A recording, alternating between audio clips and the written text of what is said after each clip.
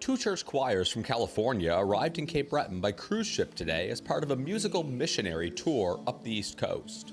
And the message that we're hoping to spread is one of unity, togetherness, in a time where many things are trying to pull people and communities apart. The American choir members are making a donation to the Cape Breton Victoria Regional Center for Education towards music education in schools.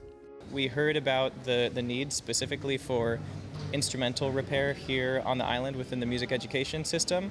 And so we said that's a place that we would really love to focus on funneling our donations. I'm just an Alberta boy in Cape Breton Island for the very first time. As a Canadian living in the United States, Keith Peterson says things like tariffs and the threat of annexation have hit hard, and that the strained relationship between the two countries is a big reason they have come here with a gesture of generosity.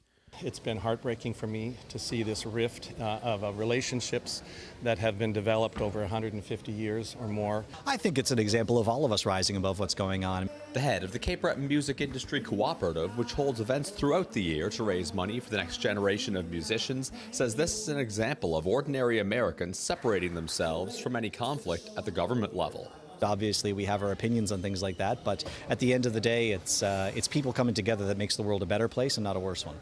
The donation amount is $1,000, and while that may only go so far, the choir members say it's more about the gesture and the meaning behind it that counts. Tomorrow, the choirs move on to Prince Edward Island, where they sing in Charlottetown. They say they have been treated with nothing but kindness so far on this side of the border, which only further justifies their musical mission. We wanted to reach out to the Canadian people directly and show them that not all Americans feel like Canada should be a part of the United States. From California to Cape Breton, it's a message that's heard loud and clear. Ryan McDonald, CTV News, Sydney.